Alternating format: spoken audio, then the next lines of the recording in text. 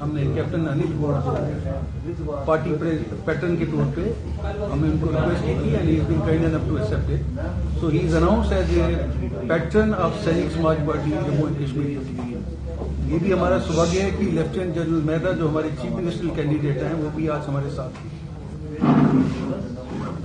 अभी जहां तक हम बात करते हैं सैनिक समाज पार्टी की, ये एक नेशनल पार्टी है, 11 स्टेट में इसकी प्रेजेंस है और हम पिछले 4 साल से यहाँ ऑपरेट कर रहे हैं और हम चाहते हैं कि जम्मू कश्मीर के लोगों को एक ऑप्शन दिया जाए ताकि जो पॉलिटिक्स है उसको अल्टरनेटिव बनाया जाए और रीडिफाइन किया जाए।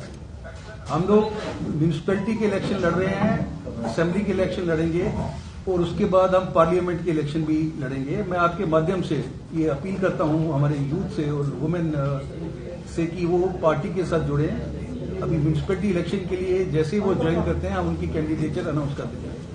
जहां तक हमारे मेन मुद्दों का सवाल है जो हमारे विजन डॉक्यूमेंट में शामिल होंगे, उसके लिए भी हम जनता के पास जाएंगे, उनसे पूछेंगे और उसके बाद हमारा जो विजन डॉक्यूमेंट है वो फाइनल तौर पे इमर्ज होगा और हो सकता है कि अगली हम जब प्रेस कॉन्फ्रेंस करें तो हम आपको विजन डॉक्यूमेंट की कॉपी दे दें। मैं आप लोगों से ये भी अपील करता हूं कि आप हमारी पार्टी को, media as a fourth pillar of democracy has got huge powers, तो आप हमें सपोर्ट कीजिए और हमें आगे बढ़ने में हमारी मदद कीजिए।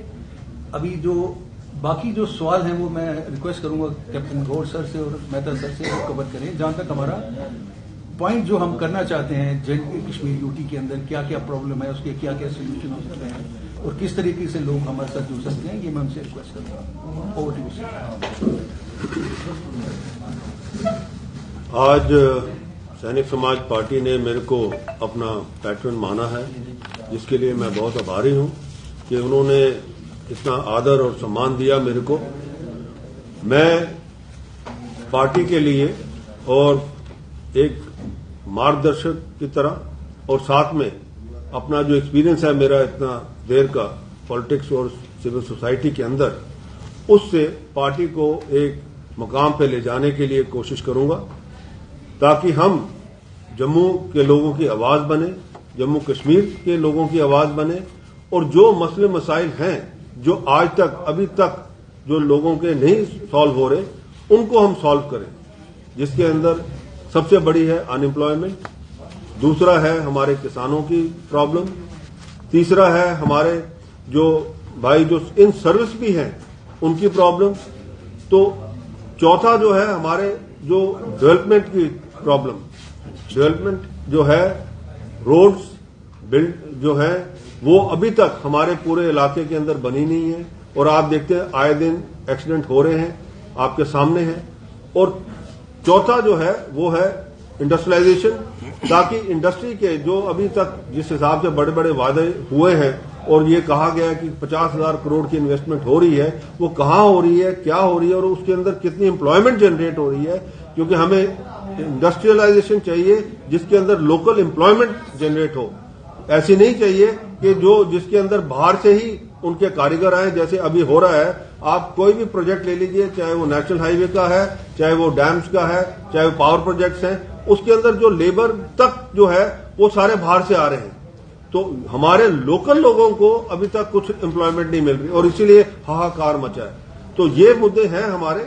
और last but not the least, women empowerment जो है, जिसके अंदर हमने ये तय किया है कि 35% रिजर्वेशन जो होगी वो हमारे जितने भी हमारे पोस्ट होंगी, जितने भी हमारे जो इलेक्शन के अंदर कोई भी इलेक्शन होगी उसके अंदर 35% जो हम हैं अपने वुमेन कैंडिडेट खड़े करेंगे जहां तक हो सके। अगर होंगे तो ठीक है, नहीं होंगे तो कोशिश जरूर करेंगे। ये हमारे कुछ मेन मुद्दे हैं। तो बाकी हमारे जो चीफ मिनिस्टर कैंडिडेट हैं जनरल मेहता साहब, वो आपको और बताएंगे कि पार्टी के बारे में और पार्टी का क्या जो है किस हिसाब से वो आगे चलना है। जैसे कि कर्नल पठानिया और कैप्टन गौर साहब ने बताया है, हमारी पार्टी का मुद्दा बिल्कुल साफ और क्लियर है।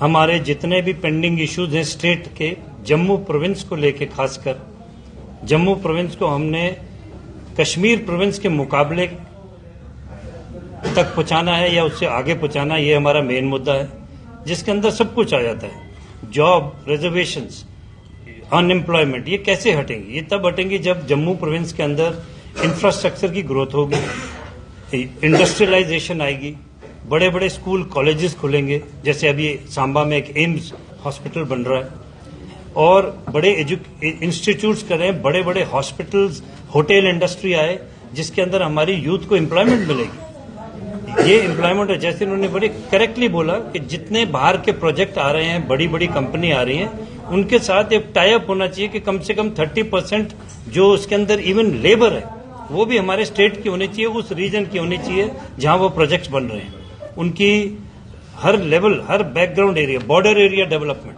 ये हमारा एक और बड़ा मुद्दा है। जो कंडी इलाका है हमारा, उसको ग्रीन करना, वहां तक पानी पहुंचाना, उसको वहां के लोगों के लिए खेती बाड़ी का इंतजाम करना ताकि वो एग्रीकल्चरिस्ट बन सकें, ऑर्चिड्स लगें, ऐसी चीजें, हॉर्टिकल्चर डिपार्टमेंट्स, जितने डिपार्टमेंट्स को बढ़ावा हमने खाली कश्मीर में नहीं देना, जम्मू में भी देना है, जम्मू प्रोविंस में।